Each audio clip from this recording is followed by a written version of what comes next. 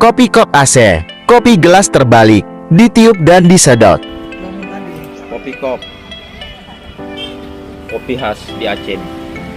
Gimana nih, ditiup dulu?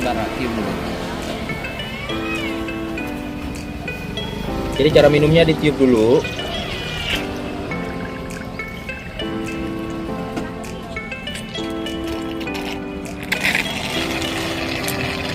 Terus minum. Betul. Mantap. Wah, dingin lebih enak ternyata.